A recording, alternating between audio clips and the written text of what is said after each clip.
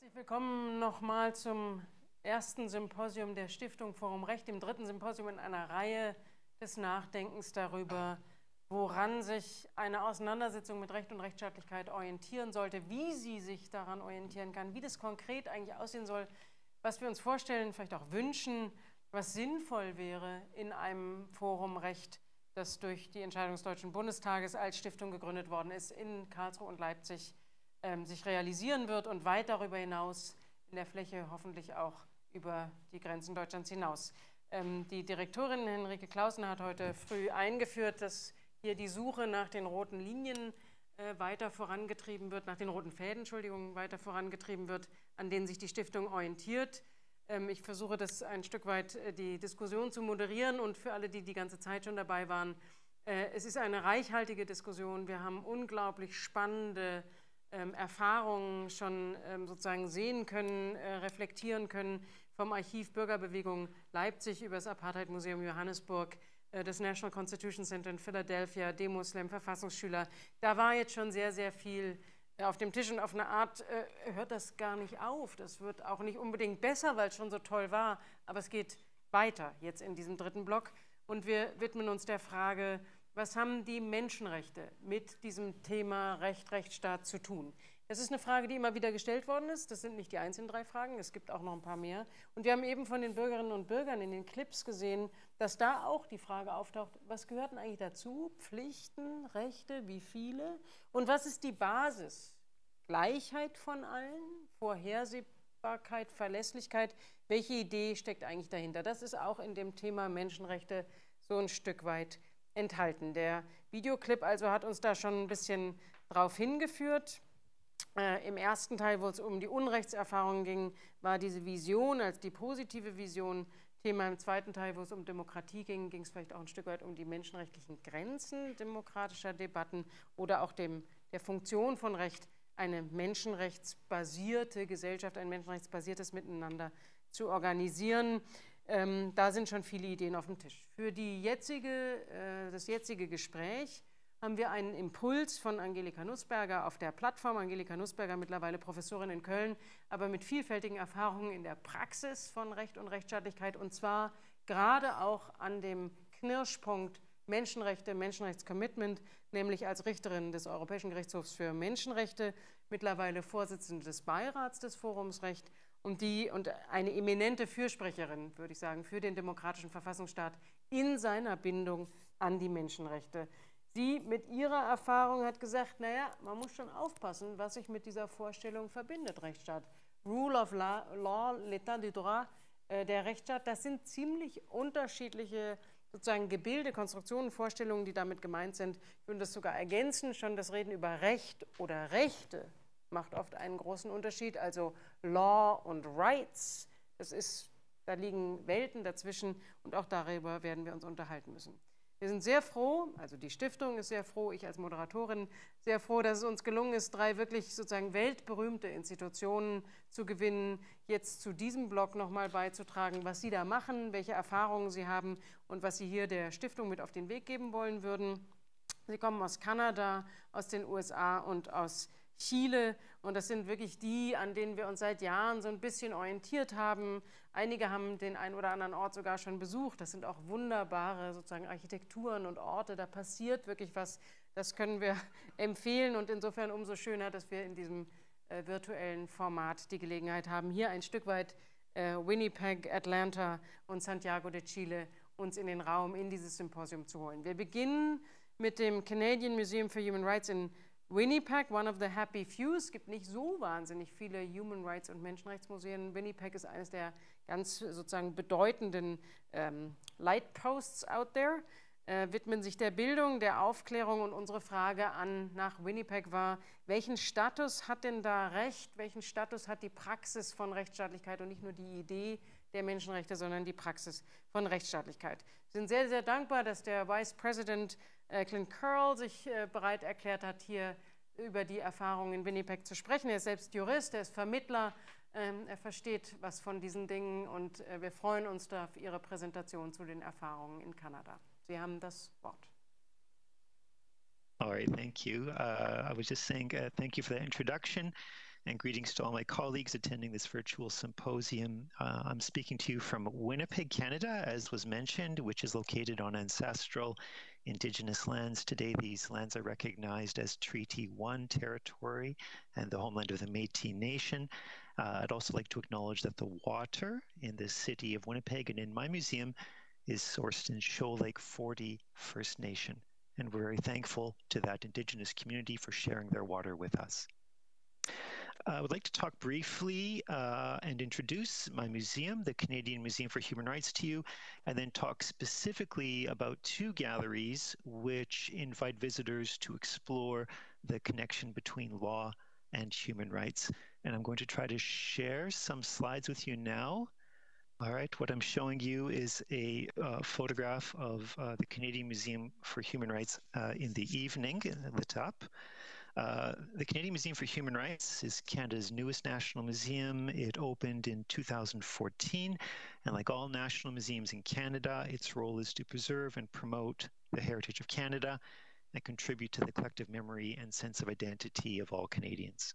We also have a more specific mandate under this umbrella of heritage, which is to explore the subject of human rights with special but not exclusive reference to Canada in order to enhance the public's understanding of human rights, to promote respect for others, and to encourage reflection and dialogue. The museum's galleries are built around human rights themes. They're designed as a journey upward, which passes through 10 thematic galleries on the way to the Tower of Hope at the top. The journey begins with an introductory gallery that looks at the sources of human rights in world cultures, a gallery that explores human rights and responsibilities from the perspective of Indigenous peoples in Canada, and then proceeds up through a suite of galleries on Canadian struggles for human rights and the Canadian system of human rights protections, through another thematic set of galleries that address the global situation of human rights, and ends with a gallery that invites visitors to take action on promoting human rights today. Explorations of law and justice are cross-cutting through all galleries. The role of law in protecting human rights is also problematized, inviting visitors to reflect on the capacity of laws as primary carriers of human rights on the one hand, but also as potential weapons used by states to violate human rights. For example, the way that legislation in Canada has been used as a racist and genocidal weapon against Indigenous peoples. We have two galleries which look particularly at the relationship between law and human rights. The gallery shown in this slide is called Turning Points for Humanity. This gallery explores the development and implementation of human rights laws on the global stage from the Second World War up to the present day. And it uses a tripartite design, a three-part design. High up, you have phrases and words from the Universal Declaration of Human Rights, and the elevation and bold lighting of these phrases communicates the importance of these international norms and also their aspirational character. They're a little bit out of reach.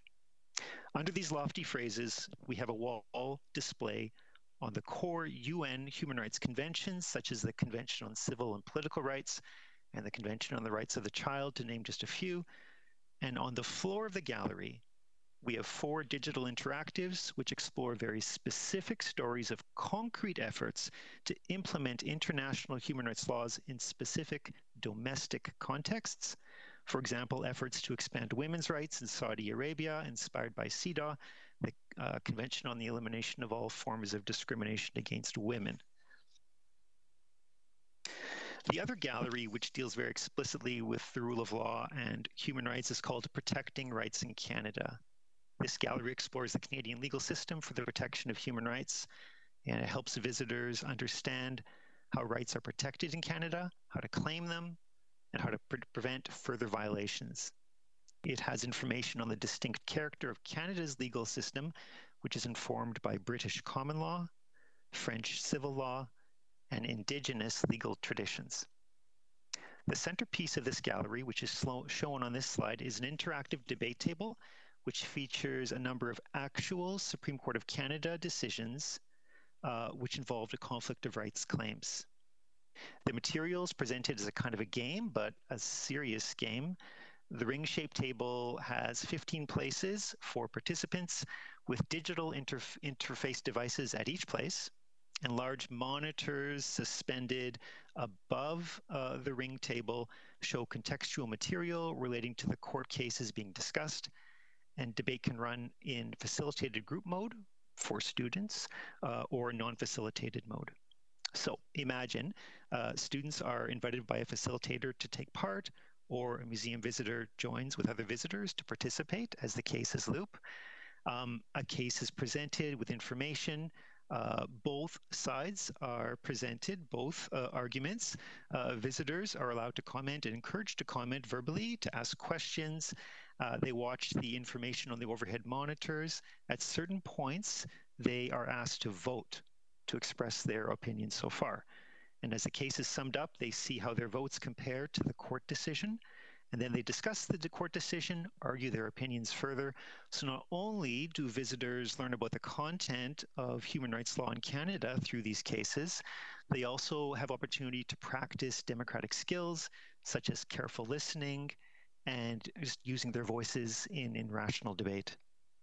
The exhibit here has 3 primary learning points. Number 1, the exercising of one's personal rights can conflict sometimes with the rights of other people. Number 2, Canadian law does place limits upon the way people can exercise their rights. And number 3, challenges to human rights violations brought to the courts can change the way the Canadian legal system interprets and defines human rights. So currently, this exhibit features 11 different cases.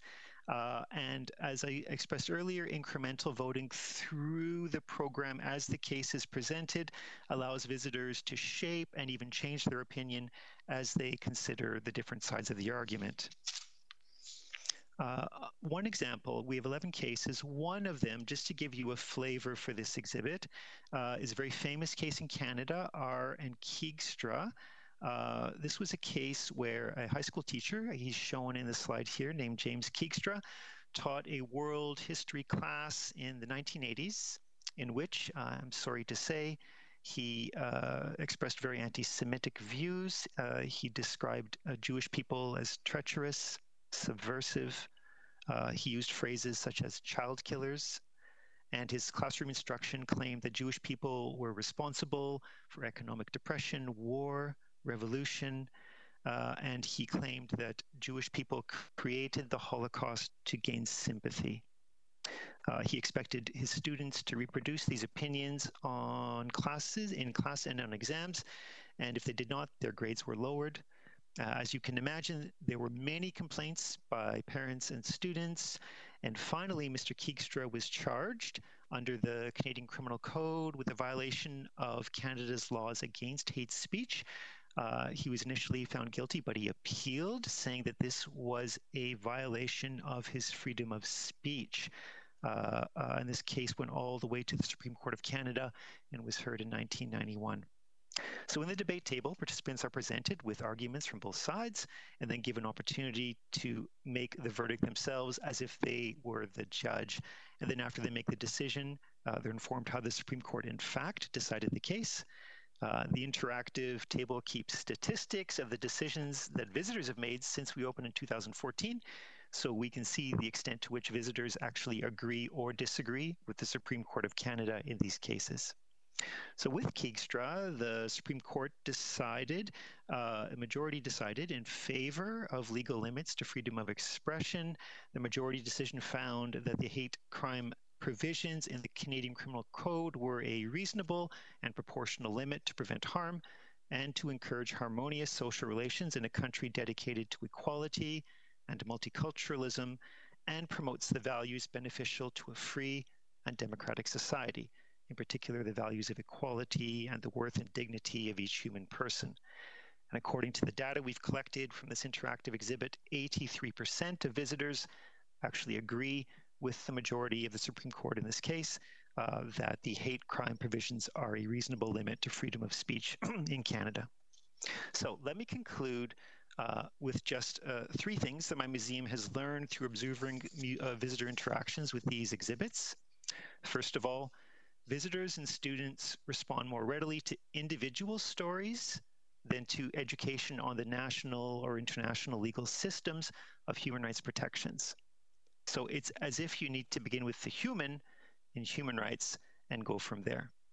So in fact, case law is a very good way to do human rights education, it seems, because it begins with a concrete and specific event, which is in fact quite interesting, and then moves to broader principles of human rights law. It is sometimes challenging to move pedagogically from the story to the system. Secondly, legal terminology can sometimes be a barrier to human rights education. We have found that it's necessary to find a balance between introducing a new vocabulary and finding simpler ways to express legal discussions in plain language. And the balance between learning a new vocabulary and expressing legal reasoning in plain language, it's different for different audiences. So if you have an elementary school class, for example, you would find that balance in a different place than if you had a high school class. Finally, visitors and students are always quick to point out the disparity between the aspirations of human rights law and the realities of many people's lived experience. They're sensitive to the gap between the promise of human rights law and the concrete realities for many people living in unjust and undignified situations. In the Canadian context, this conversation most often comes up with relation to Canada's treatment of Indigenous peoples, really from first contact to the present day, and the tension between Canada's apparent commitment to human rights and the human rights situation of most Indigenous peoples living in Canada. So sometimes the recognition of this gap between the promise of human rights law and the realities evokes skepticism toward the law to make meaningful change. At other times, people come to see the pursuit of human rights for everyone as an ongoing project, and that laws provide a powerful tool and a common language to assist in this project. So I'll pause there. Thank you for your attention. I'm looking forward to our further conversation. Thank you. Thank you so much. Vielen, vielen Dank für diese sehr klare Präsentation, glaube ich, auch eines Beispiels aus dem kanadischen Museum, was hier auch nach den Diskussionen des heutigen Tages sehr viel Resonanz erzeugt.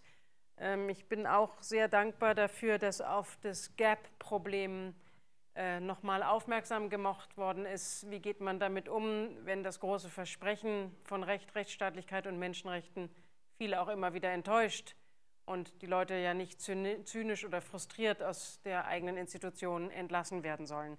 Wir werden darüber weiter sprechen und wir haben sofort eine zweite Präsentation, eine zweite Erfahrung, die das jetzt nochmal beleuchten und vertiefen kann. Sie kommt vom National Center for Civil and Human Rights in Atlanta. President and CEO Jill Savitt hat sich bereit erklärt, hier mit uns darüber zu reden. Sie war vorher am Holocaust Museum in Washington tätig, als Journalistin tätig, als Juristin tätig, also nicht nur persönlich vielfältige Erfahrungen, sondern kommt von einem der ebenfalls ganz großen, interessanten, für das Forum Recht in Deutschland sehr, sehr spannenden Einrichtungen, die sich mit Civil and Human Rights auseinandersetzen. Auch da haben wir die Frage gestellt, in welchem Kontext passiert das in Atlanta, in welchem Verhältnis stehen dort Recht, Menschenrechte und Demokratie zueinander und inwieweit muss das auch in der Arbeit unterschieden werden, um nicht die Idee mit der Praxis und dem Demokratischen im Allgemeinen einfach zusammenzupacken. Ich freue mich sehr, wir freuen uns sehr, dass Jill Savitt bereit war, hier heute diese Erfahrungen mit uns zu teilen und gebe damit das Wort nach vermutlich Atlanta. Thank you so much. It's a pleasure to be here and to talk about this. Sorry, I wanted to turn off my translation. So we have taken, it was wonderful to hear the Canadian example. We've taken a bit of a different approach. If I could have the next slide. So we have 3 permanent exhibitions. One is on the United States civil rights movement of the 1950s and 60s that is often personified by Dr. Martin Luther King Jr. We have a permanent exhibition on the global human rights movement, really from World War II on. And then we have a gallery that has the papers and artifacts of Dr. King that is really a sacred space. Our museum was founded by elders of our civil rights movement based in Atlanta. And so it takes a decidedly civil society perspective about what individuals can do and how individuals who are not government, who are not necessarily corporate actors, what role they can play in getting involved and being civically engaged. And so we very much focus on a non-didactic form of storytelling. We believe in the power of place that the King papers and artifacts provide us. It makes our space have a sacred feel to it. And we invested in immersive storytelling with the goal of building empathy in other people to see the perspectives of different viewpoints. We had a purposeful goal of catalyzing action, and action can be defined in a number of ways, if it was self-education or direct involvement or deeper reading and study. We took a broad definition of action.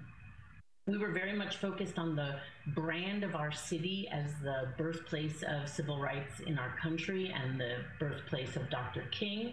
And we have a distinct education methodology that enhances our museum experience, where we dive deeper into some of the more didactic content.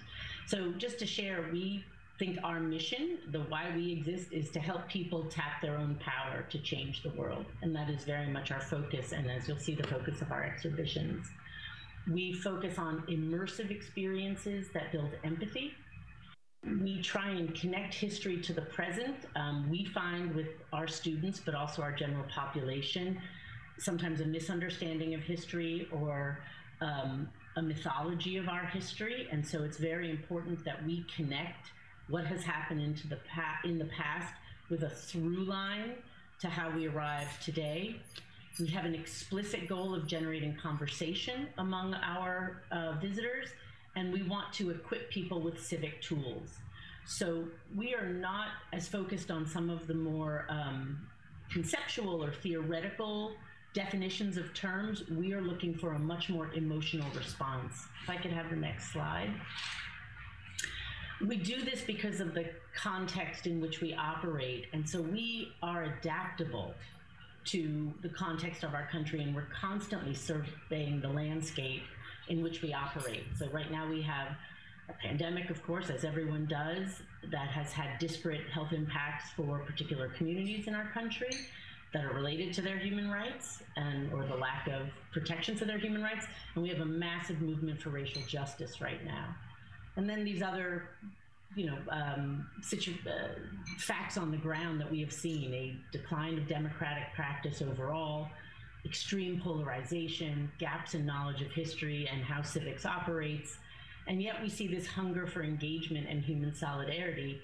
And what we hear from our constituents most of all is they don't know how to engage. And so that's what our goal is. Next slide, please.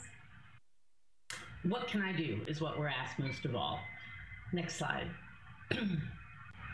So we have 3 parts of our overall program. We have the museum experience and engagement, which is for the mass general public. We have an education program that is for formal education for schools and teachers. And then we run a range of initiatives, almost like a human rights organization that doesn't have a museum, except we do. So we have the storytelling in the museum that undergirds a range of programs that we run on particular issues, often with change, reform, either policy change or awareness building as their goals. We have one on LGBTQ rights, we have one on diversity, equity, and inclusion in workplaces, and one on human rights and law enforcement, and having law enforcement be more respectful of human rights. Next slide, please. So we don't mention the rule of law per se. We do talk about democratic practice a fair amount. We don't really talk about particular legal cases, although we do in a few. I went through our exhibits and noted them. There are some more, but they have more passing reference. Again, our goal is to make human rights visible and experiential, and to build off something that Clint said, we really do focus on the human part of human rights and not the more legal definitions. Next slide. And so I'll show you how some of this works. This is our King Gallery. As I said, it has a sacred feel to it, and it presents the papers of King along a theme. Right now the theme is called Beloved Community, which was a concept of King's about how different kinds of movements can come together for greater impact. Next slide. So you'll see this is our Civil Rights Gallery.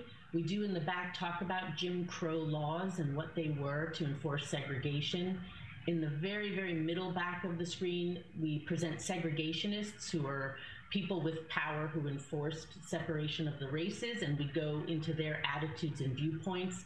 These television screens in the middle, you turn the channels and you hear from the segregationists, and it's often shocking to young people that the views that were espoused by segregationists had free reign. If you go to the next slide. There we have the big legal case, Brown versus Board of Education, that desegregated our schools. And we've made it a portal that once this law was passed, everything changed. So we try to physically represent some of these concepts.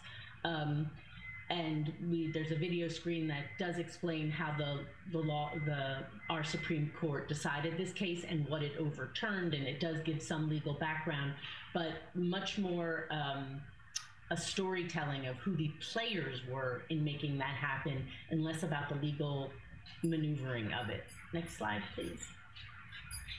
Again, we tend to focus on the people.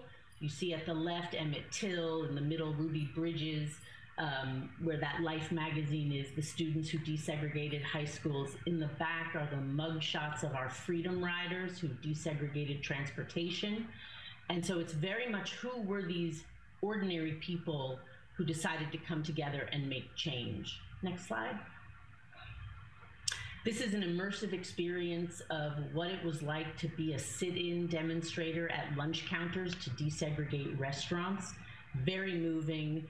Some people are moved to tears during it, and you get the sense of what it was like to be someone who was in the middle of trying to create change. And behind them is a panel about the training that such activists received. Next slide.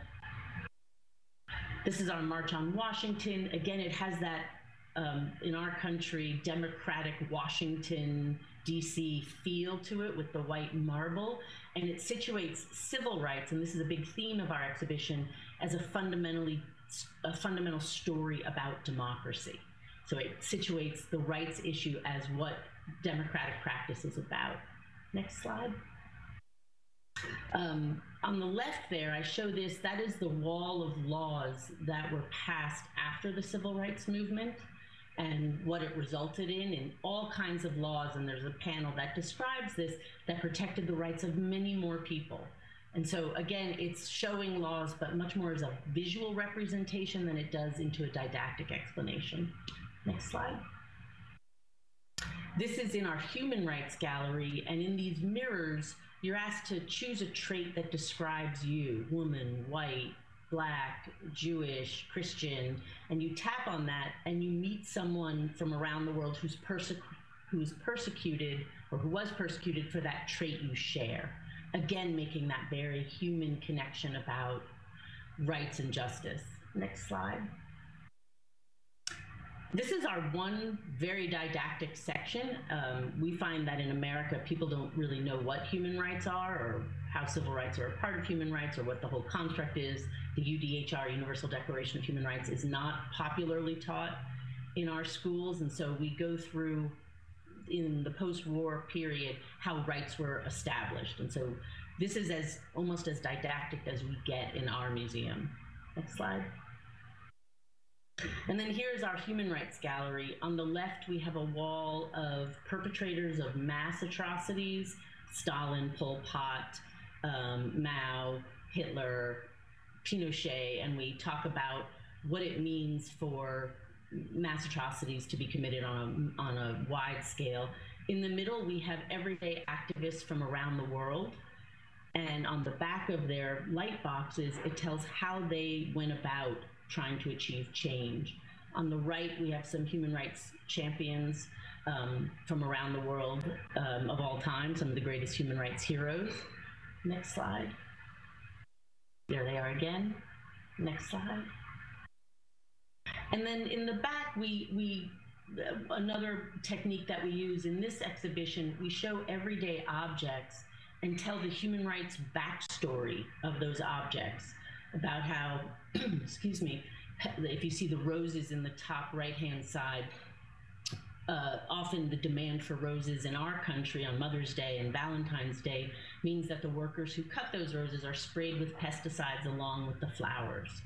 And so we talk about working conditions for people who make the products that we buy, and we try to, again, make a very human connection to people's lives about, they might not think human rights are part of their everyday world about chocolate or soccer balls or sneakers, but there very much is a human rights story to even mundane objects. That map in the back shows civil and political rights around the world, where working with an organization called Freedom House, countries in the world that are free are in yellow, partly free are in orange, and not free, don't have basic civil and political rights, are in red. And so it gives this view of the world of the struggle for democracy and democratic practice around the world. Next slide.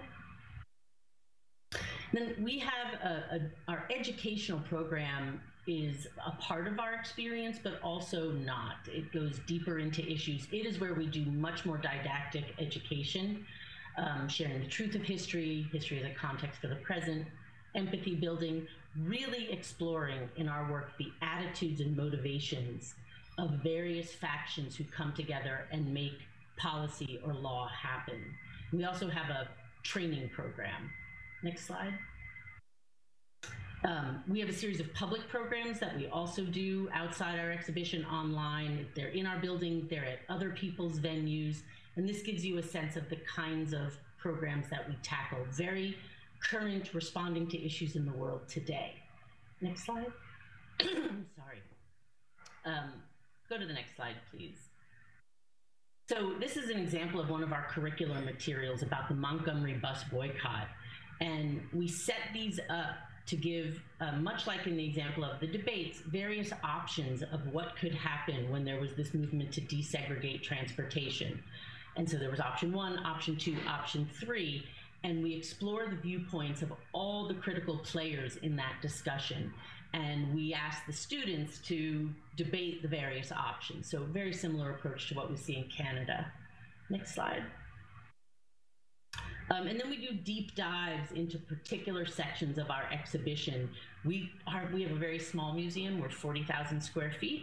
And so we will take one part of our exhibition and go much deeper and add materials to it to round out that experience. So the tour becomes a stepping off point to a much deeper dive of topics that we cover. Next slide. Then we do training. This is our human rights training for law enforcement, completely different approach, going to a particular community where there is a severe human rights challenge now, and teaching law enforcement about what human rights are and how the role that police should play in a democratic society. Next slide. We also do diversity, equity, and inclusion, what we call DEI, training in workplaces about how to make sure that workplaces, companies are having diverse staffs, they're transparent about it, that they're treating all people fairly, and that they are living up to their stated values. That sometimes in our country we see there's a lip service. There are statements that are more marketing efforts than are ingrained in a company's practice. And so we offer this program to companies to try and help them put into practice what they say. Next slide. And then we have an advocacy academy that teaches young people how to think about policy reform and change. And this is very much a civics lesson, in addition to being a training academy about someone sees a problem in the world and they want to address it, and we help them figure out how to do that. Next slide. And so again, I'll end there. I've given you just an overview of how we have tried to incorporate the ideas of law, rule of law, justice. And I think it's a very different approach. It very much tries to go to people where they are and become an immersive experience that is designed to get individuals to become more engaged, to learn more, and really to act on that. Thank you so much for allowing me to participate. Vielen herzlichen Dank von unserer Seite her. Ich sehe mich, okay. Sie hängen alle sozusagen, wie man in Deutschland sagen würde, die Latte sehr hoch. Das sind sehr beeindruckende Angebote, Institutionen, Formate, die Sie da entwickelt haben. Und auch wenn Sie gerade, Jill Savitt, aber auch Clint Curle gesagt haben, Sie setzen vor Ort an, Sie arbeiten mit den sozusagen Erfahrungen, können Sie jetzt damit rechnen, dass wir uns alle zum Besuch anmelden, weil wir unbedingt sehen wollen, was da alles noch ist. Es ist wirklich sehr, sehr beeindruckend und jetzt schon vielen, vielen Dank sozusagen. Dass wir notieren hier frantically to get ideas und haben hier sogar schon ein Beispiel für etwas gesehen, was in vorherigen Diskussionen dieses Symposiums auftauchte, nämlich als Frage von Herrn Baumann aus dem Nürnberger Memorium, der sagte, was ist eigentlich mit den Dingen? Welche Sachen wird man eigentlich an so einem Ort finden? Und einen Rosenstrauß oder einen Sneaker oder irgendetwas, womit man im Alltag umgeht, als Rechtsgeschichte, Menschenrechtsgeschichte, Problematisierungsgeschichte zu erzählen, kann ein Ansatz sein. Insofern wirklich vielen Dank, ganz viele tolle Anregungen und wir werden das jetzt noch eine Runde weiterdrehen, weil wir nach dem nordamerikanischen Kontinent, wo uns die Reise dann hinführen wird, auch nach Südamerika reisen müssen, denn dort gibt es das Museo de la Memoria y los Derechos Humanos, wenn ich das nur einigermaßen korrekt ausspreche, da ich an sich kein Spanisch kann, aber ich hatte das Glück, mal in Santiago de Chile die Einrichtung zu besuchen und kann das wirklich sehr empfehlen. Ich freue mich sehr, dass Sie als Beauftragte für internationale Beziehungen, Rayén Gutiérrez Cortés, sich bereit erklärt haben, heute an diesem Symposium mitzuwirken und uns ein Stück weit zu vermitteln, was im Museum in Santiago de Chile im Vordergrund steht. Auch da haben wir die Frage gestellt, in welchem Kontext lässt sich das verstehen und was ist bei Ihnen die Beziehung zwischen Menschenrechten, Demokratie und Recht oder Rechtsstaatlichkeit als institutioneller Ordnung, als Modus, als Form. Ich freue mich sehr, dass Sie dabei sind aus Santiago und damit haben Sie das Wort.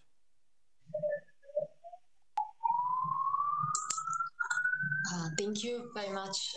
It's also my pleasure to be here and to be able to share some of the experience of the Museum of Memory and Human Rights in Chile, where I'm speaking from, Santiago, Chile. Hopefully I can share some insights of our experience that can contribute to the future debate that we can follow up after the presentation. And very also glad to hear from my other two colleagues very interesting presentations, and I hope I can combine my presentation with the insights. I will share now just images of the museum. They're all from our collections and photography. Screen, yes. This is what I need. Okay. Well, this is the building of the museum. You can see here it was built in a historical neighborhood inside this big green, we call bunker. It's the museum's exhibition. And one of the first things that visitors encounter the museum when they enter in this big esplanade is the Declaration of the International Human Rights Declaration, with all the articles. And actually a lot of the activities takes place in this place because it's sort of used as a forum for debate, activity, discussion, theater, music, within, you know, the outside area of the museum. Well, I will briefly explain the context of the museum to be able to describe and understand how the concept of rule of law, democracy, and human rights have applied to the work in the museum and exhibition project, and how these trends also shape our current role as a museum within society. One of the first things visitors, the museum is described as a space designed to give visibility to the human rights violations committed by the Chilean state between 1973 and 1990, to give dignity to the victims and their families, and to stimulate reflection and debate on the importance of respect and tolerance so that this event are never repeated. In 1919, after the 17 years of dictatorship, following the opposition's victory and a plebiscite held in 1988, a complex and difficult transition to democracy began, which included facing the thorny depths left by the dictatorship, not only in the social and political sphere, but especially in the area of our society moral recomposition. That is to say, the spheres of truth, justice, and human rights. In this context, the government of Michel Bachelet inaugurated the Museum of Memory and Human Rights on January 11, 2010, 20 years after the return of democracy, giving rise to the largest national initiative on memory and symbolic reparation for the victims and their families, for those who suffered detentions, executions, disappearance, and torture, to mention some of the consequences of the systematic violation of human rights that were committed under the rule of General Augusto Pinochet. Therefore, we work with issues that are extremely complex and sensitive: truth, justice, victimization, memory, reconciliation, reparation. These are other ideas that question us permanently and force us to go over these concepts that are basic to our work. The permanent exhibition begins with the room September 11, that explains what happened the day of the military coup. This is the starting point of the dictatorship, when Chile began one of the most dramatic political experiences in its history, and what represents the breakdown of our democratic state. The armed forces headed by the military junta of commanders-in-chief staged an armed uprising against Salvador Allende's Popular Unity government, including an aerial bombardment of the La Moneda presidential palace. Following this space, we encounter the next room, titled The End of Rule of Law.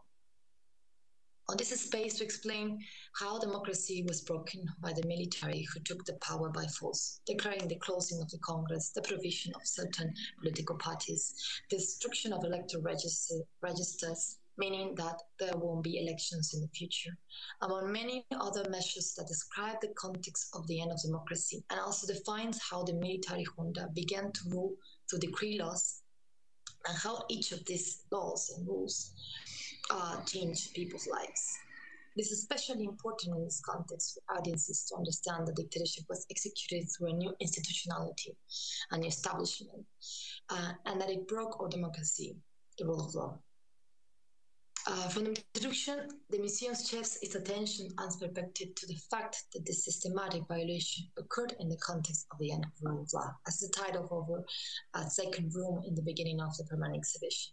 Within this democracy had to be restored by denouncing the violation of human rights, fighting injustice, and demanding truth. And therefore, the museum is based and shaped on the importance of defending democratic values and becoming a space that contributes to the culture of human rights, in which democratic values can become shared ethical foundations. This through dialogue and critical reflection on the past, also with our present.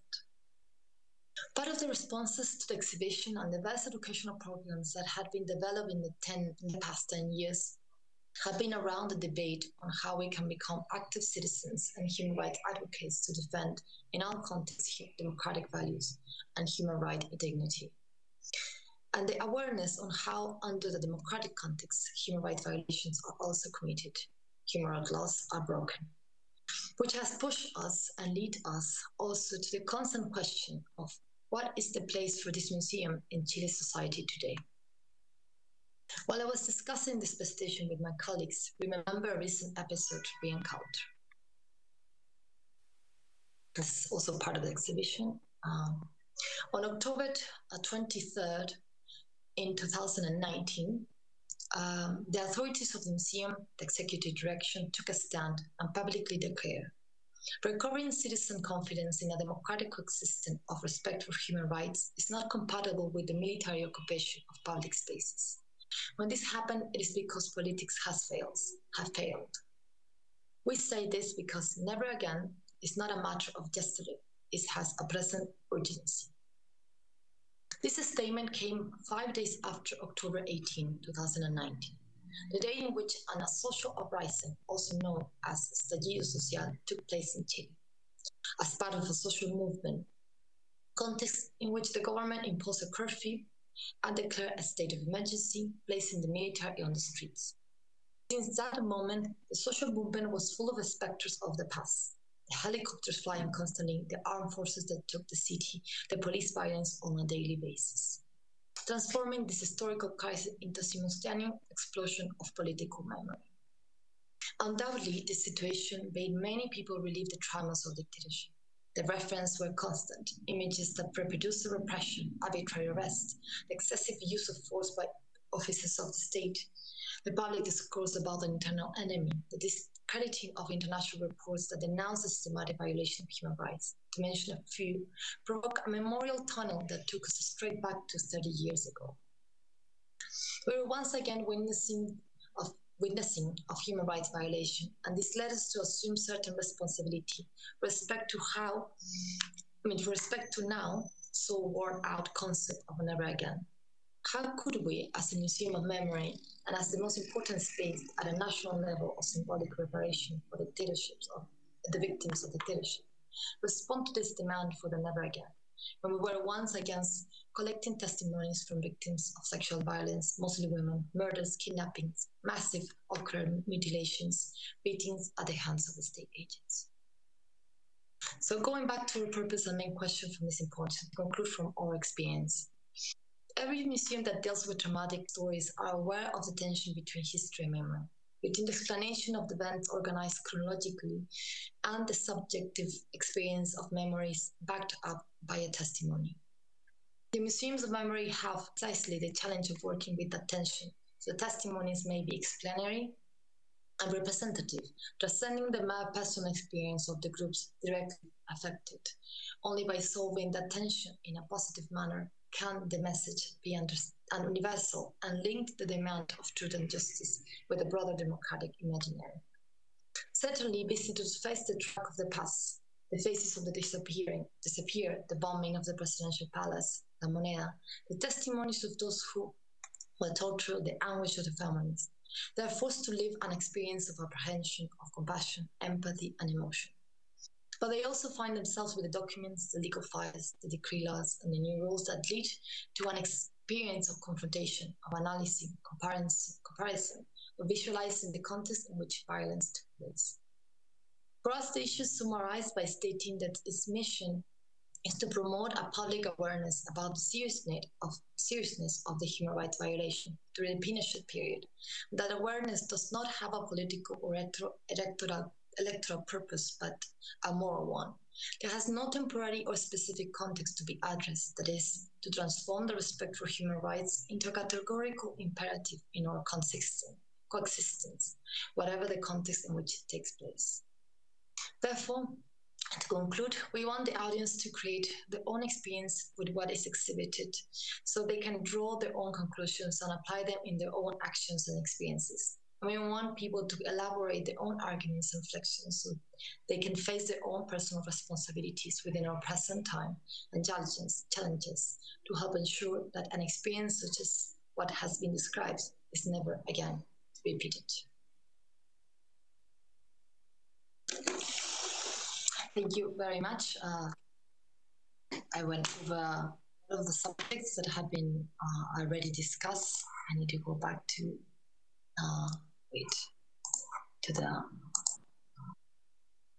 thank you. How did I stop? Okay, yes. Vielen Dank für... Ja? Vielen Dank für den Beitrag. Wollten Sie noch etwas ergänzen oder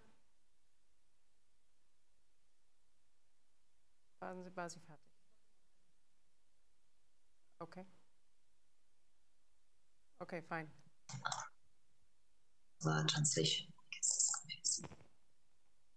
No, that I wanted to share that occurring experiences as we went through, in 2019, to always, to link the purpose of the museum, which is to give the visibility to human rights violations that occur in dictatorship, but how we constantly have to debate and reflect, and also on the current and present context where the museum is met as, the conflicts within society.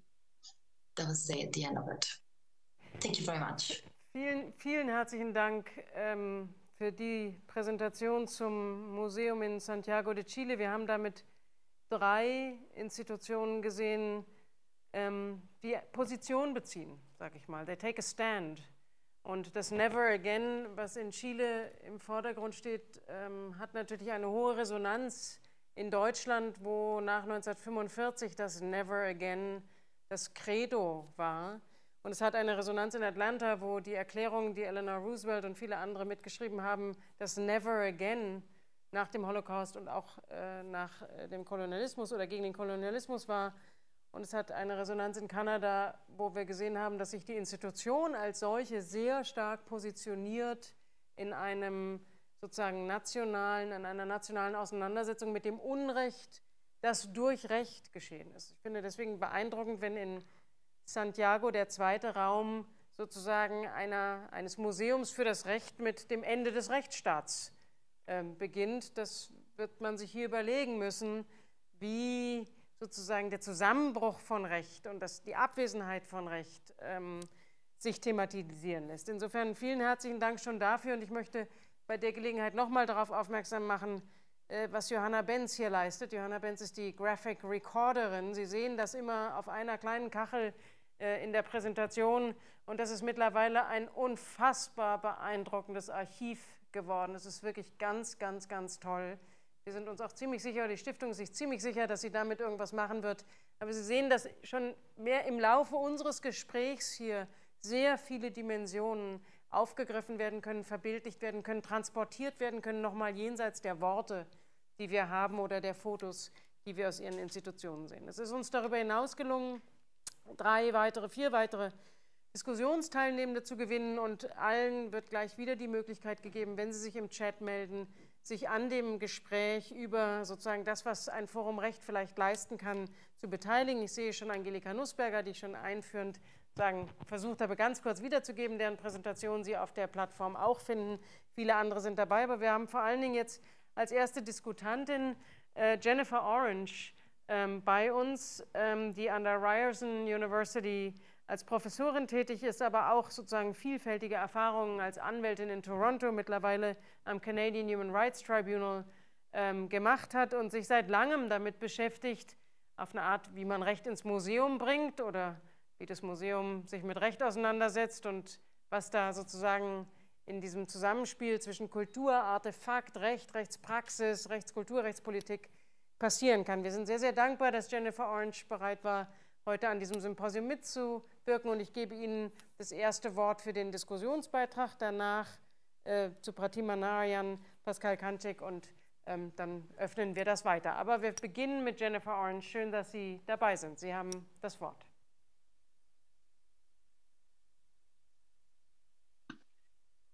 Thank you so much, and I want to thank the organizers for inviting me today. I'm really honored to be here, to be responding to our incredible panelists, and to be involved in this discussion. I also want to thank the interpreters for the excellent work they are doing to help me participate more fully today, and to the graphic artist for the work that she's doing. The opinions that I express today are my own. And I want to begin by saying that I am speaking to you today from Dish with One Spoon territory in the city of Toronto, Canada. The Dish with One Spoon is a treaty between the Anishinaabe, the Mississaugas, and the Haudenosaunee peoples, where they agreed to share and protect the land. And European peoples and other indigenous peoples were welcomed into this treaty. And so I am grateful to be included and to be able to work and live on this territory. Today is a particularly important day for a discussion on the rule of law. So although we've talked about how each location has its own view of the rule of law, and this is still at play in Canada. Just yesterday, the Supreme Court of Canada issued a decision in a reference on the Quebec Civil Code of Procedure that had a discussion on the elements and the fundamental elements of the rule of law. And today is a national holiday in Canada. It is Canada Day, July 1st, where we usually celebrate the founding of our nation state. And today, this is complicated by the fact that in the past few weeks, we have discovered unmarked graves with the bodies of mostly children, but some adults also, who were forced to live in the Indian residential schools in Canada. And we've now discovered hundreds of bodies. And these Indian residential schools were authorized by law. So we are grappling with these discoveries that are going to continue, we anticipate, across our country, and what that allows us to celebrate and what that requires us to grieve. And so I wear orange today in solidarity with the Indigenous peoples on our land. So it's a very complicated and timely discussion for us. So I'm thrilled to be able to engage with our panelists today. I have admired the work that your museums have been doing for quite some time. I wrote my doctoral dissertation on human rights museums and have studied all of your museums. I have only had the opportunity to visit the Canadian Museum, where I've spent quite a bit of time. And so Clint, Curle, I'm really happy to be able to see you here today. Just to begin our discussion, I really, in my research, one of the trends that I have seen in human rights museums that have addressed mass atrocities of human rights is a distrust of law. And at many of the museums, apartheid museums, many Holocaust museums also, and the Apartheid Museum from Johannesburg that was presented earlier has an excellent example of this. They have a wall, a full wall, listing all of the laws one by one in chronological order that removed people's rights. And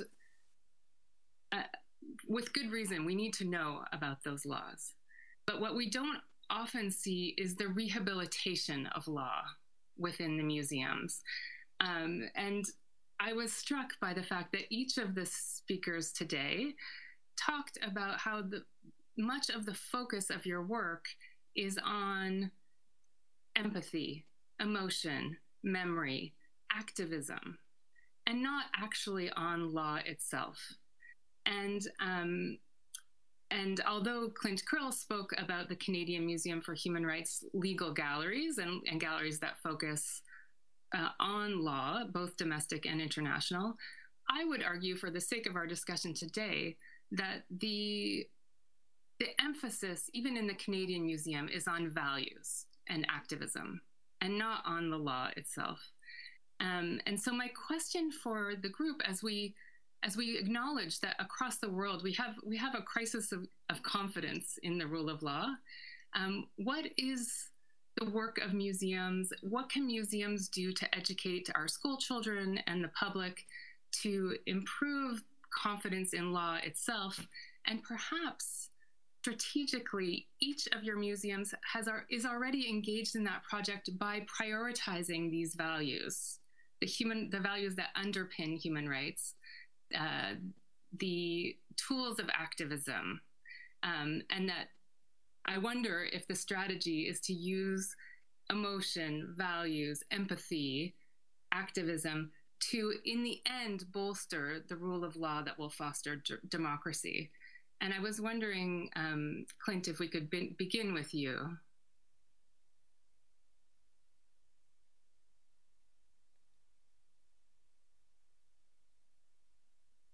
My apologies, I just had to find the mute button. Thank you for that excellent introduction and question. I agree with you that when it comes to museological treatments of this question of rule of law and human rights, the emphasis does tend to tilt toward approaches that encourage empathy or an emotional engagement with the other, right? Why that is, I think it's a good question. Why? I think I can only speak from my museum. I think it's largely driven by practical considerations of wanting to have an impact. So as we are sort of very concerned about impacting visitors, often what we're measuring, we do all kinds of surveying of our visitors as they come in, as they go out. And we're always trying to measure for what kind of impact the museum experience has had. And so often the emotional impact is the one that is easier to measure, right? And one that I think in some ways pedagogically is easier to achieve, right? But I think you're quite right. I was struck by your comments about the rehabilitation of law. That you're quite right. I think that in many cases, especially treating of genocide or mass atrocity, it's easy to show how law is weaponized. And sometimes we probably don't do a good enough job of showing, maybe attending to transitional justice approaches after mass violence, and showing how law can be a powerful tool for making justice in the aftermath of violation. So I think it's a very good point. So I don't know. I mean, I think pedagogically teaching law is not so easy. And especially in informal learning environments where visitors are often outside of class, they're choosing what they look at, how much time they spend at exhibits and so forth. I think it's a big challenge to teach law and much easier to teach values. So maybe I'll pause my comments there. Thank you. Thank you so much. I'm wondering if Jill or Rayén want to add to that from their experience.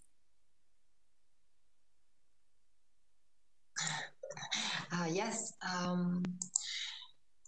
Well, I think I was thinking of this idea of the lack of trust in law, or that we encounter, I think, as museums of memory, especially when the focus is to give, in our case, visibility to human rights violations. And this is, of course, created by a context in which, through our transition to democracy, which was very complex, the same structures of impunity and injustice continue to govern. And therefore, people can easily feel, disregarded by the possibility to know that their human rights will be or not respected in the future or in the present time. And of course, the inequalities that are part of our unfortunate country, society, and nowadays. But I think part of our focus not to necessarily to overcome this, just to make people aware of this, is to give tools to people to, give tools especially to young people, that they can understand that those rights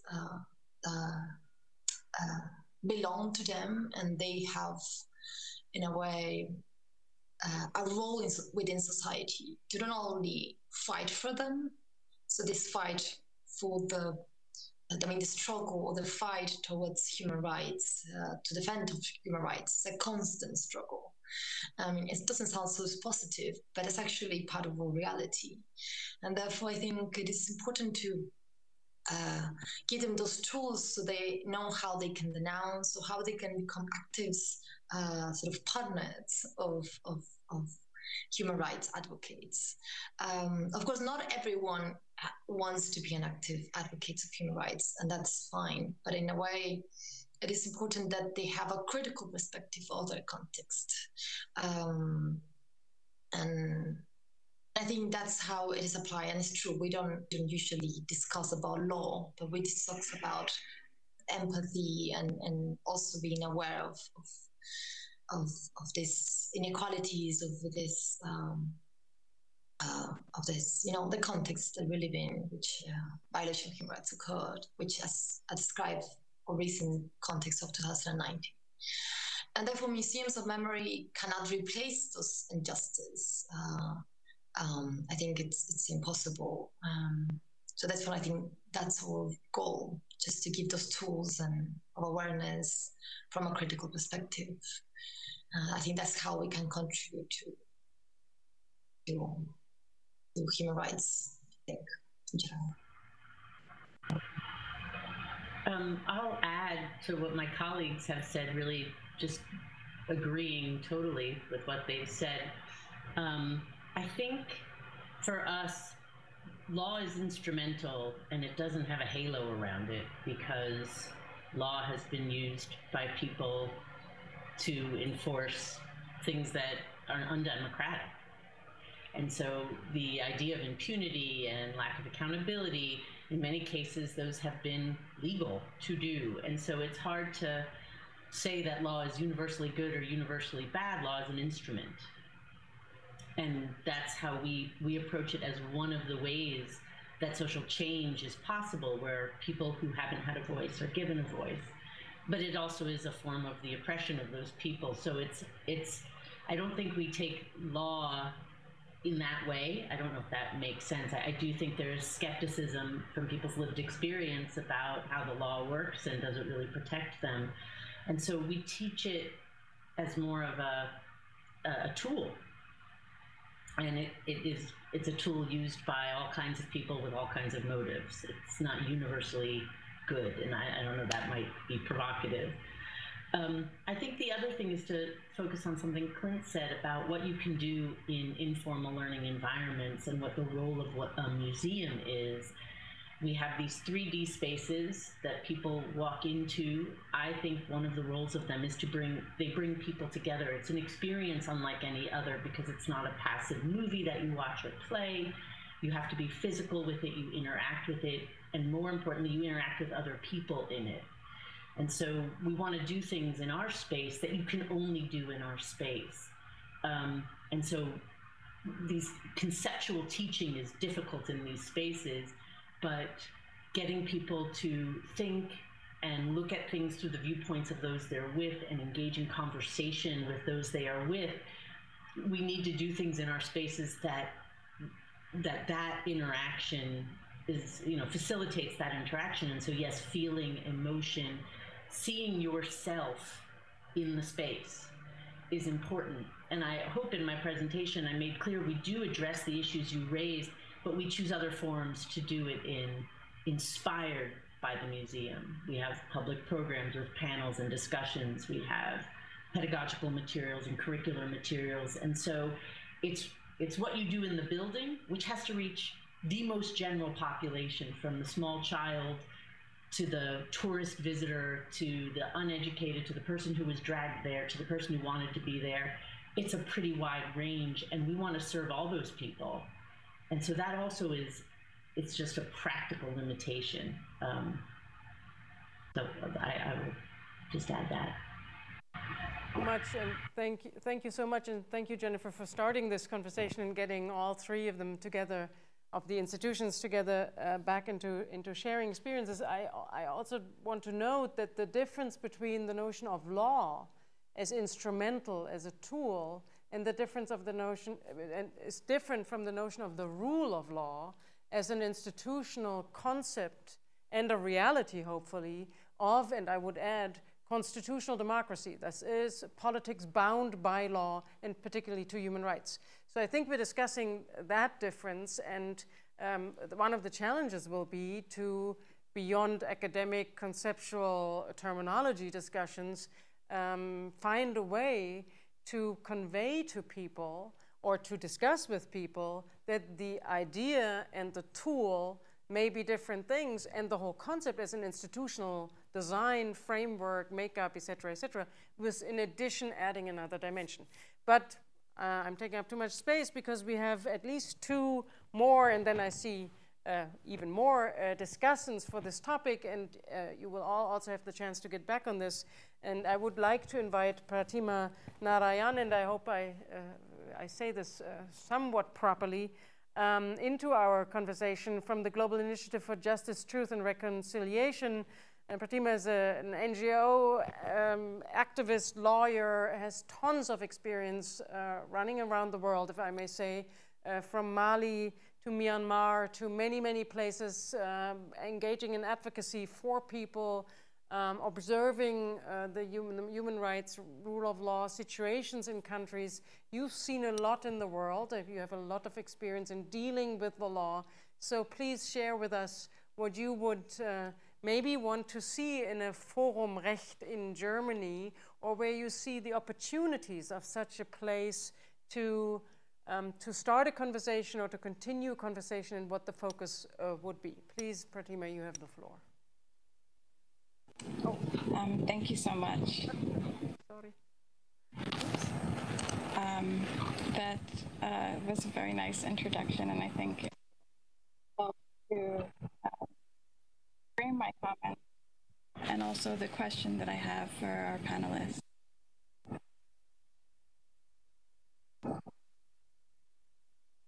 It's been very interesting listening to you all, and as you mentioned, my name is Pratima Narayan. I'm a senior program manager for Justice, Truth, and Reconciliation of the International Coalition for Based in New York. In countries affected by conflict, human rights and the rule of law are essential ingredients of sustainable peace. But they must also find their place among other objectives, which, depending on where you sit, can sometimes be viewed as competing priorities, like political dynamics, security arrangements, development, and even gender equality. Okay, Entschuldigung, very, very sorry, but die Verbindung ist wirklich sehr, sehr schlecht, sodass wir weder auf Englisch noch über die deutsche Übersetzung folgen können.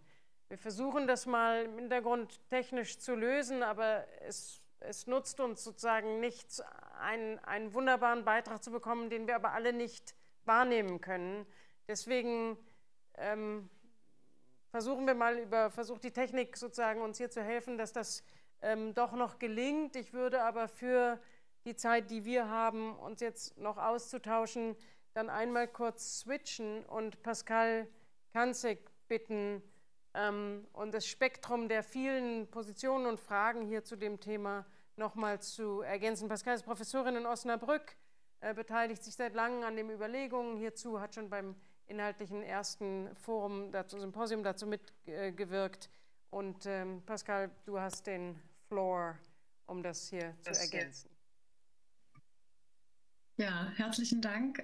Ich spreche in einen anderen Bildschirm, deswegen sehen Sie mich von der Seite, aber dann kann ich Sie besser sehen. Ich bitte um Verständnis.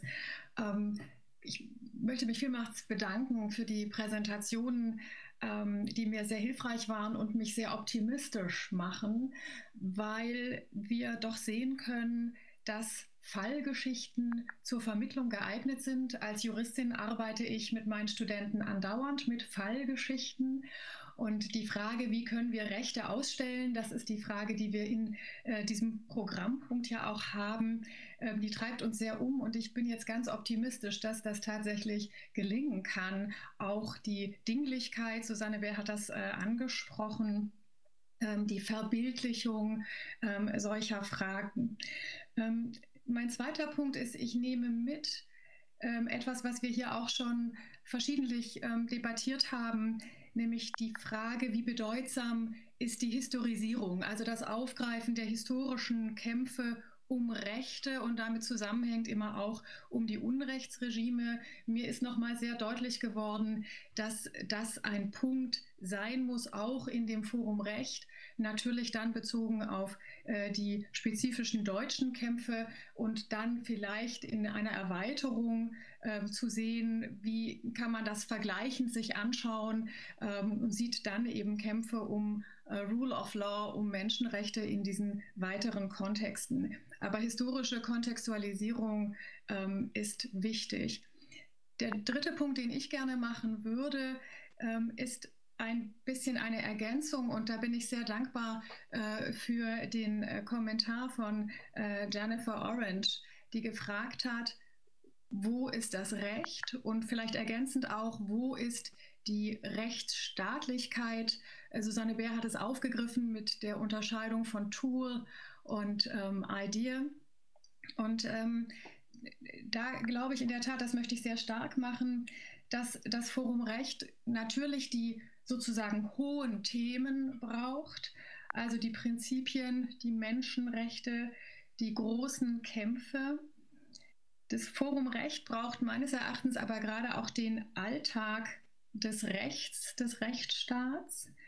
Rechtsstaat ist für Menschen eben auch der Aufwand, Anträge zu stellen, Stichwort Bürokratie, der Aufwand, vor Gericht zu gehen, zu beobachten, wie kompromisshaft Recht gemacht wird, auszuhalten, wie schwer verständlich viele Rechtstexte sind, erhebliche Finanzmittel für Verwaltungen und Gerichtsbarkeiten und Rechtsschutzversicherungen aufzuwenden. Das alles ist eben auch Rechtsstaat und Recht. Und wir haben heute Morgen schon gehört, wie wichtig es ist, auf diese Ambivalenzen eben auch aufmerksam zu machen und das zu vermitteln. Und zugleich scheint mir der Alltag dieses Rechts und Rechtsstaats, und Recht und Rechtsstaat sind eben zwei unterschiedliche Dinge, diese Vermittlung des Alltags, das erfahrbar machen, auch das zu sein, was andere Institutionen eben vielleicht nicht in dieser Tiefe leisten können.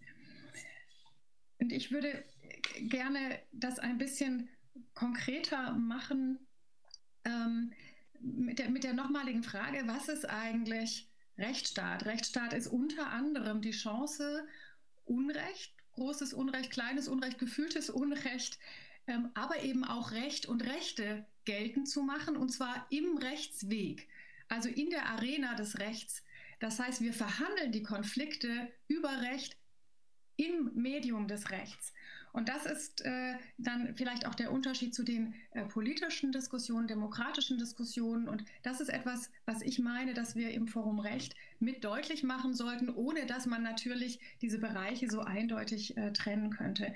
Es ist aber zugleich der Punkt, an dem die Bedeutung der Menschen als Akteure des Rechts, als Akteure des Rechtsstaats, unabhängig von Menschenrechten oder nicht, ja auch im kleinen Rechtsalltag sichtbar wird. Und das scheint mir für die Inhalte und für die Vermittlungsformen im Forum Recht zentral zu sein. Und vielleicht darf ich eine Konkretisierung machen. Wir suchen ja so ein bisschen auch nach Kristallisationspunkten des Rechtsstaats, nach Themen, an denen wir das verdeutlichen können.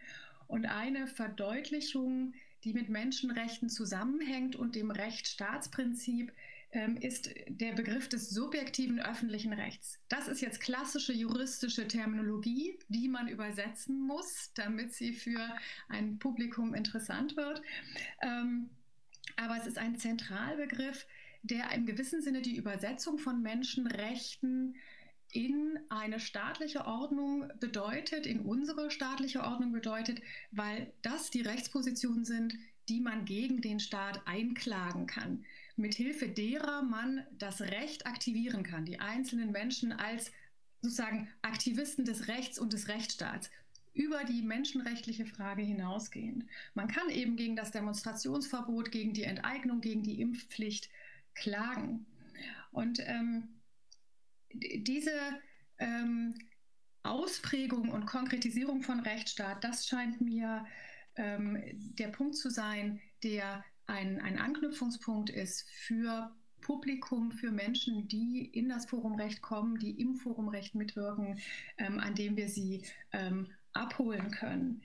Zugleich muss man aber eben deutlich machen, dass diese starke Verrechtlichung, die wir erlebt haben, und das ist sozusagen die historische Schiene, und die materielle Aufladung des Rechtsstaats, die Frau Nußberger in ihrem Videoimpuls auch geschildert hat, dass die eben auch Folgen hat, nämlich große Mengen an Recht, große Mengen an Rechtspraxis Und das bedeutet einen hohen Professionalisierungsgrad für Rechtsberufe und damit zugleich ein institutionelles System des Gatekeeping für den Zugang zum Recht. Das ist in unserem zweiten Block heute, glaube ich, sehr deutlich geworden, weil Rechtszugang natürlich auch asymmetrisch ist. Und das ist ein wichtiger Befund für die potenzielle Rechtsstaatsverdrossenheit. Und auch das, glaube ich, muss in diesem Forum Recht aufgegriffen werden. Ich darf vielleicht ein Beispiel machen für so einen Kristallisationspunkt, der vielleicht ein bisschen überraschend ist. Ein Beispiel, wie könnte ich mir einen Saal vorstellen, weil wir uns immer fragen, was würden wir denn gerne sehen? Und ein Kristallisationspunkt wäre für mich das Beispiel Wasser. Warum Wasser? Wasser ist eine knappe Ressource. Wir müssen die Wassernutzung klären. Wir reden über die Verteilung von Wasser, über ungleichen Zugang zu Wasser, über Schutz des Wassers, über Schutz vor Wasser. Und dazu haben wir Menschenrechtsdebatten, internationale Verträge, europäisches Recht, deutsches Recht in Unmengen. Wir haben die subjektiven Rechte der Einzelnen. Wir haben die Verwaltungen, die Gerichtsbarkeiten. Wir haben private Unternehmen mit ihren unterschiedlichen Rollen. Es gibt ganz viel Geschichte von Rechtskämpfen um Wasser, also diachrone Längsschnitte genauso wie gegenwärtige Andockmöglichkeiten. Und an solchen Themenfeldern kann man, glaube ich, partizipative Erarbeitung, probeweise Herstellung des Rechts durch Bürgerinnen auch erfahrbar machen, vermittelbar machen. Und das war jetzt so mein Eindruck auch bei einigen der Präsentationen, dass sie diese Interaktion, das Erfahrbarmachen von Konflikten und das dann doch ein Stück weit auch das Recht als ein positives Lösungsinstrument, was ja auch ein Anliegen des Forum Rechts wäre, dass man das darin deutlich machen kann. Also das ist das, was ich meine mit dem Alltag des Rechtsstaats, der ein bisschen auch ein Alltag von Menschenrechten ist, aber eben doch auch in einer kleinen Münze an manchen Stellen. Und ich meine, dass das etwas ist, das wir auch dort erfahrbar machen sollen. Vielen Dank. Pascal, wir haben Pratima Narayan zurückgewonnen. Ich würde gerne nochmal in der Hoffnung, dass die Technik besser funktioniert, Ihnen das Wort geben, um in dieser Diskussion zu ergänzen.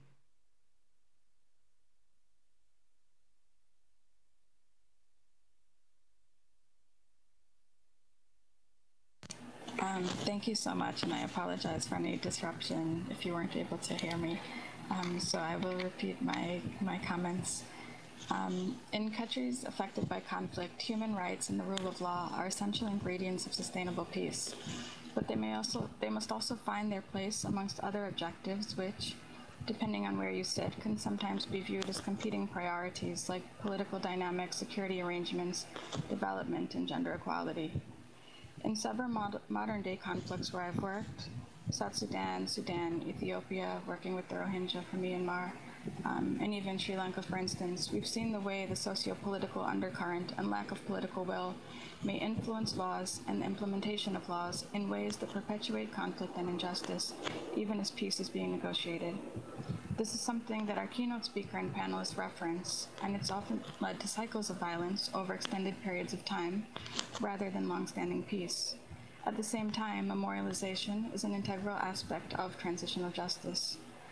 Rayén from the Center for Memory touched on this, and my question for the panelists is as follows. It's sometimes easier to look back at history and identify injustice and human rights violations than when we are living it. Can you advise us on the practical steps that can be taken to ensure that we are not reinforcing divisive or discriminatory narratives or situations where the rights of some are prioritized at the expense of others when developing exhibits or educational initiatives during periods of transition?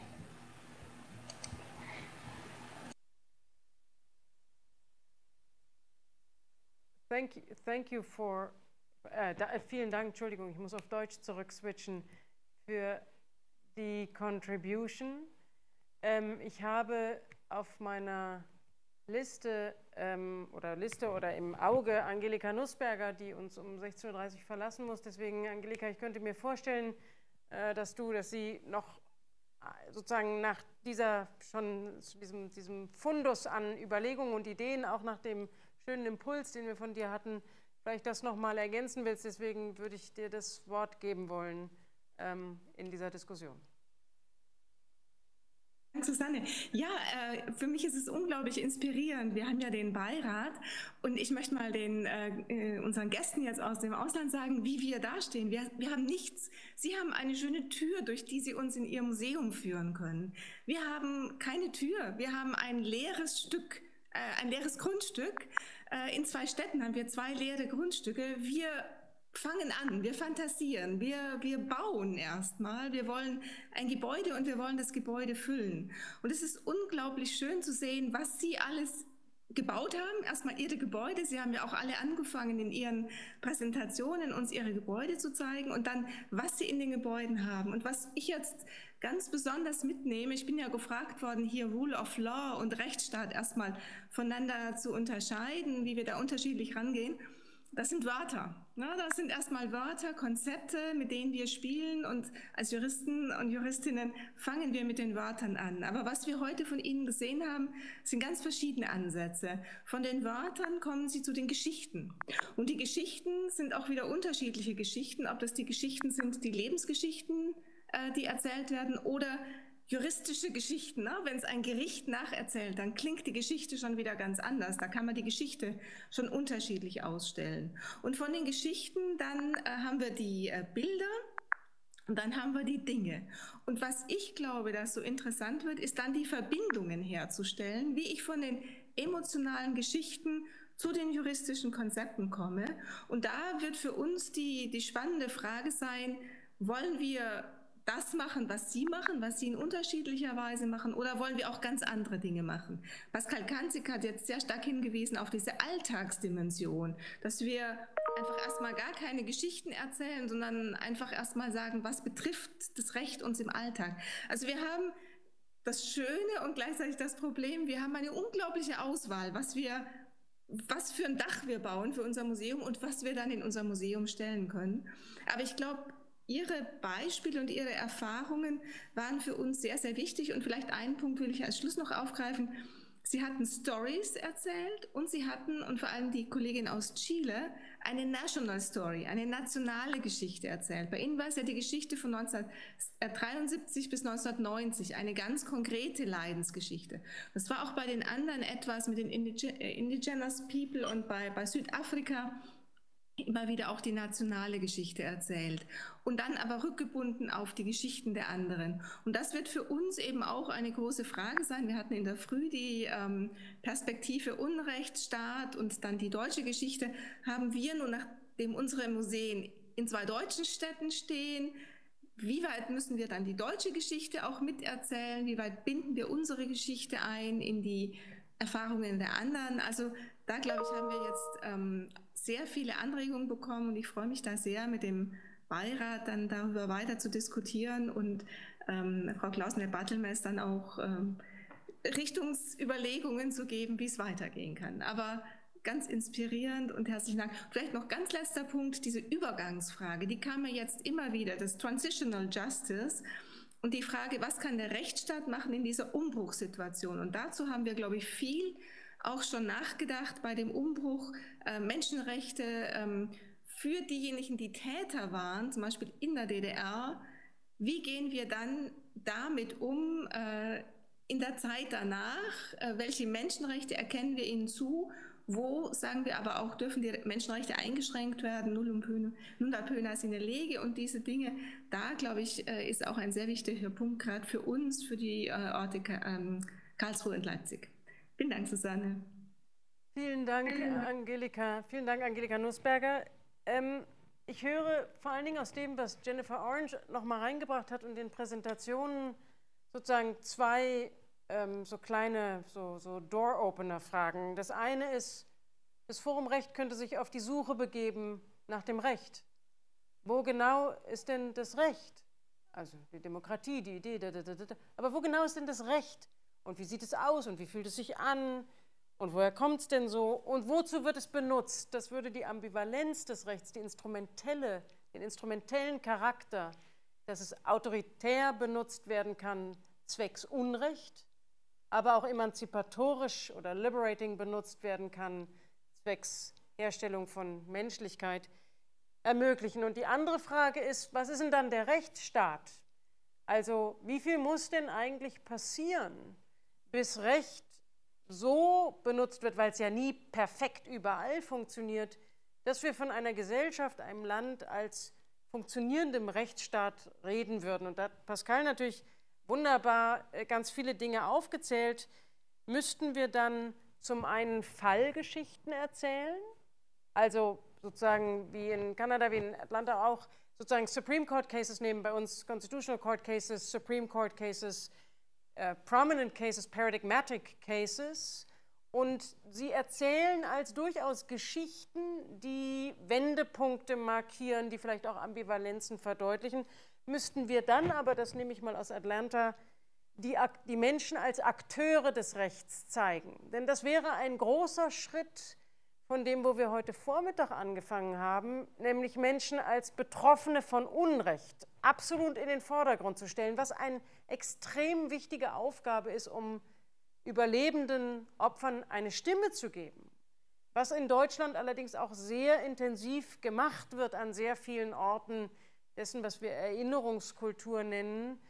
Nicht genug, das kann auf eine Art nie genug sein, aber könnte man überlegen, ob das Forum Recht nicht sagen sollte, wir machen was Neues, indem wir die Akteure des Rechts nehmen, die sozusagen in Atlanta ja sehr schön im Zentrum standen und dann mit den Tätern und den Opfern in irgendeinem Gespräch sind, aber doch als Activists, als Lawyers, als Human Rights Champions, als whatever, vielleicht aber auch als Verwaltungsbeamte, natürlich auch als Richter und Richterinnen, vielleicht als Professorin, vielleicht als Educator, sozusagen das Recht in die Hand nehmen. Wäre das ein Zugriff und würde man dann über die Gegenstände nochmal was anderes zeigen können? Und bei den Gegenständen hat Pascal Kanczyk jetzt das Wasser exemplarisch benannt, was, glaube ich, zu dem Museum in Winnipeg sehr gut passt, weil beide kanadischen Beiträge haben interessanterweise mit einer Verbeugung vor dem Ort und vor der auch rechtlichen Geschichte des Ortes begonnen, und Sie haben das Wasser erwähnt. Insofern wären diese Gegenstände, das Wasser, der Blumenstrauß, der Sneaker, sozusagen auch variable, auch wechselvolle Räume, die nochmal sagen können, okay, und wenn wir uns jetzt die Welt angucken, wo ist dann das Recht? Also wirklich das Recht, so Law, und wie funktioniert dazu der Rechtsstaat? So, ich schmeiße diesen Versuch einer Teilsynthese in den Raum, um nochmal zu hören, Jennifer Orange, Claire, macht das Sinn? Ist das aus Ihrer Erfahrung etwas, wo Sie sagen würden, ja, da sollten Sie mal weiterdenken, das könnte wirklich interessant sein?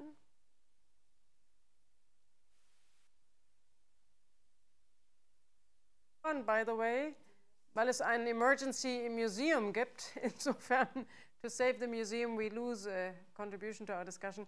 Aber wir werden dieses Gespräch fortführen. Aber ich weiß nicht, ob jemand von Ihnen nochmal ein bisschen, ich glaube, Jennifer Orange, Sie hatten den Punkt sehr deutlich gemacht, dass the law und maybe the positivity of the law ein Punkt sein könnte. Könnten Sie das vielleicht noch ein Stück weit ausführen?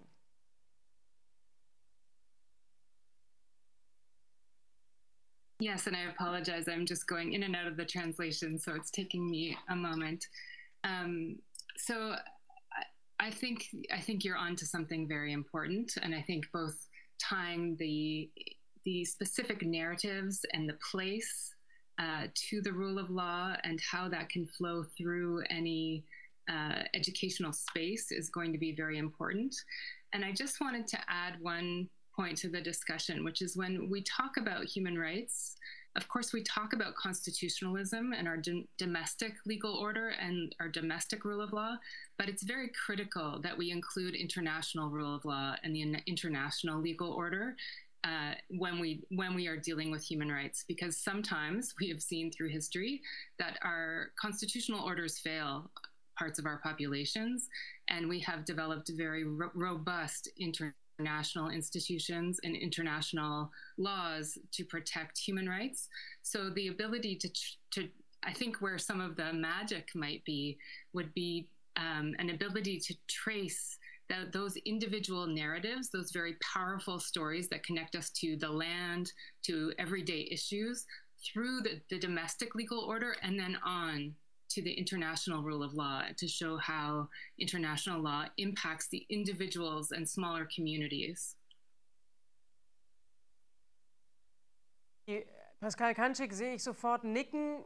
Bei einer deutschen Juristin ploppt vermutlich unter anderem der Begriff Mehrebenensystem auf, weil wir über multiple levels, mehrere Ebenen von Rechtsschichten gewohnt sind nachzudenken, in einer nationalen Rechtsordnung, die in der Europäischen Union, im Europarat, in den Vereinten Nationen tief verankert ist. Und if I may say, definitiv deutlich mehr als die amerikanische und ein Zacken anders als die kanadische, die auch schon sozusagen globalisiert, embedded, ich nenne das Embedded Constitutionalism, embedded ist. Aber es ist ich habe eine Vorstellung, wie ich ein kleines Schicksal sozusagen tracke, so ein GPS-Tracker durch the land of the laws.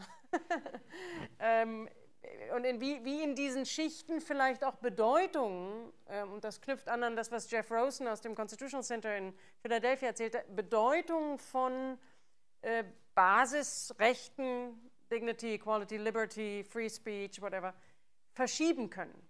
Im nationalen Kontext kann das eine sehr restriktive Auffassung sein, die durch einen internationalen Kontext erweitert wird, die vielleicht global, weil da der Konsens dünn ist, völlig hinten runterfällt. Das wäre eine interessante, nicht nur historiografische, man müsste das auch historisieren, aber es wäre vor allen Dingen eine zeitgenössisch sozusagen dem heutigen Normenpluralismus oder der Multinormativität, in der wir leben, Rechnung tragender Zugriff. Ich liebe es, wenn Sie sagen, you're onto something and the magic. Das finde ich super. Die Mitarbeiterinnen der Stiftung sind schon very much onto the magic, in search of the magic. Das ist toll.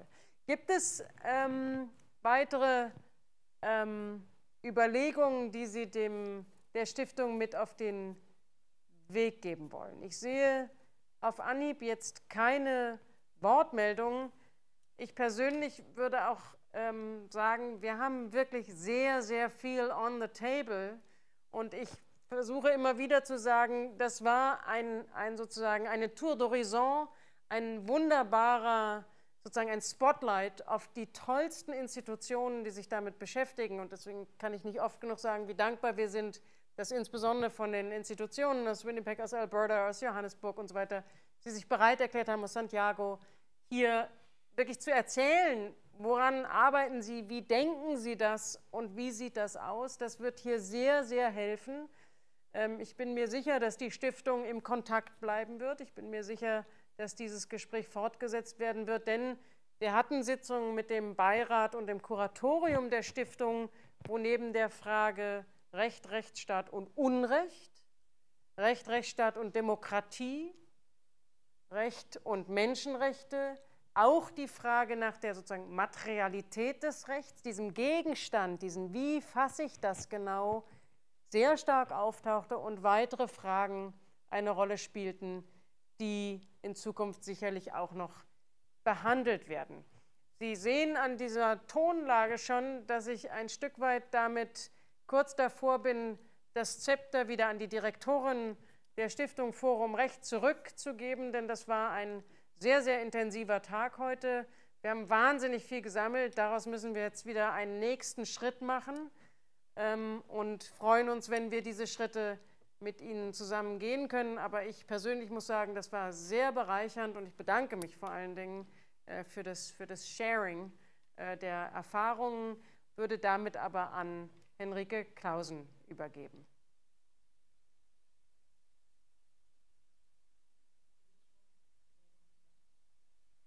Jetzt bin ich im Bild. Ja, vielen Dank, Susanne Baer. Ich weiß gar nicht, ehrlich gesagt, was ich sagen soll. Denn es ist tatsächlich, ich kann es nicht anders sagen, als dass ich wirklich überwältigt bin von der Fülle und der Dichte der Impulse und der Präsentationen und jetzt jeweils der anschließenden Diskussionen, die hier heute stattgefunden haben.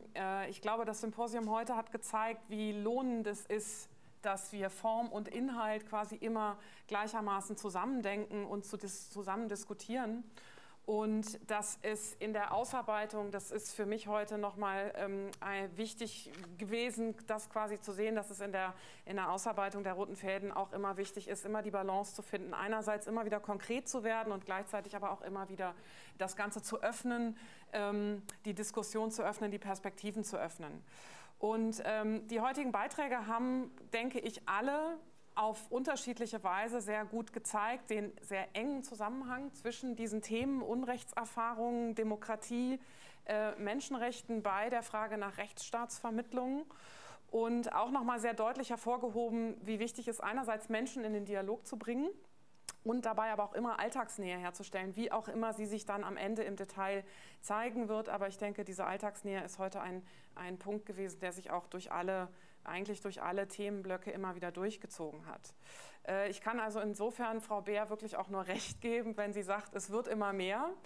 Und ich kann das aber auch nur ergänzen, dass das auch gut so ist, dass es immer mehr wird, denn es ist ja eben schon gesagt worden, Frau Nußberger hat es eben sehr plastisch dargestellt, wir haben im Moment 2 Grundstücke und wir haben es gibt viele Ideen, aber wir haben eben vor allem auch noch sehr, sehr viele Fragen im Kopf, die wir erst noch beantworten müssen und insofern das jetzt heute ein ganz, ganz wichtiger Schritt war für uns, um diese Fragen, um dieses Profil, um die roten Fäden zu schärfen, das Profil zu schärfen, die roten Fäden ein bisschen genauer zu definieren.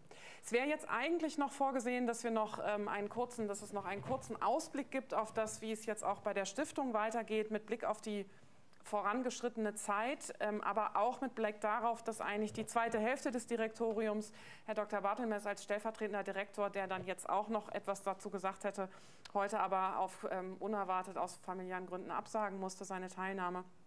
Aus diesem Grund würde ich da jetzt einfach darauf verzichten. Ich glaube auch, dass wir alle mittlerweile genug Informationen und Gedanken aufgenommen haben, die es zu verarbeiten gilt und insofern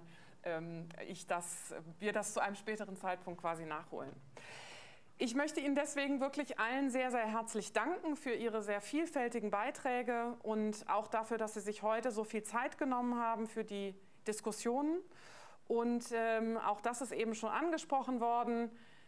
Ganz herzlicher Dank an Johanna Benz. Sie sehen es gerade wieder noch in dem Bildschirm, die weiterhin noch unermüdlich, selbst in den letzten Minuten, in den letzten Sekunden dieses Symposiums mit wirklich bewundernswerter Ausdauer, Kreativität und immer wieder auch mit sehr viel Humor diese komplexen Themen des heutigen Tages wirklich auf sehr besondere Weise dokumentiert hat. Und Frau Baer hat es eben schon gesagt, also die Stiftung wird sicherlich noch einiges mit diesen wirklich tollen Zeichnungen anfangen. Ebenso möchte ich dem Team der Stiftung danken. Das Team, was ja erst im Aufbau auch begriffen ist, es wächst stetig. Und dieses Team hat wirklich dieses Symposium ganz hervorragend organisiert, zum Teil auch mit nicht immer ganz einfachen Bedingungen. Und also auch da ganz besonderer Dank auch nochmal namentlich genannt an Katrin Schön, die nicht nur organisatorisch hier für dieses Symposium wahnsinnig viel geleistet hat, sondern die jetzt eben tatsächlich heute auch noch sehr kurzfristig in die Moderation eingesprungen ist. Also liebe Frau Schön, Ihnen da auch nochmal ganz besonderer Dank. Ja, last but not least, großer Dank an Susanne Baer für die Moderation des heutigen Tages, dafür, dass sie diese vielen, vielen Fäden immer wieder zusammengehalten hat, die Zügel gewissermaßen in der Hand gehalten hat, denn das ist ja dann gewissermaßen die Kehrseite davon, wenn es so viele Themen und so viele Themenstellungen und Fragestellungen gibt und so viele rote Fäden, dann muss sie irgendjemand auch zusammenhalten. Und insofern, also ganz, ganz herzlichen Dank. Es gibt gleich noch einen Blumenstrauß, das machen wir jetzt, glaube ich, aber nicht vor der Kamera, weil man das, glaube ich, gar nicht sehen kann. Also Frau Baer bekommt gerade einen Blumenstrauß vor sich hingestellt. Das muss ich Ihnen jetzt quasi nur so beschreiben. Ja, wir werden die Ergebnisse des heutigen Symposiums natürlich, wir werden sie zusammenfassen. Ich bin mal gespannt, wie uns das gelingt. Das wird jetzt die nächste große Aufgabe sein und dann dementsprechend natürlich auch zugänglich machen. Und ich denke, eins kann ich jetzt schon mit großer Sicherheit versprechen, das war nicht das letzte Symposium der Stiftung Forum Recht. Und ich glaube, wir werden noch viel zu diskutieren haben, viel zu besprechen haben, bis dann irgendwann in einigen Jahren tatsächlich wir auch eine Tür aufmachen können und es nicht mehr einfach nur eine grüne Wiese ist, vor der wir dann stehen und uns nur gedanklich ausmalen müssen, wie ein Forumrecht denn dann in Zukunft in Karlsruhe und in Leipzig aussehen wird. Ja, damit möchte ich gerne enden. Ihnen allen herzlichen Dank und Ihnen allen einen schönen Nachmittag, einen schönen Abend und ich freue mich auf den weiteren Austausch, dass wir in Kontakt bleiben und dass wir gemeinsam die Realisierung dieses wirklich tollen und spannenden Projekts auf die Beine stellen. Vielen Dank.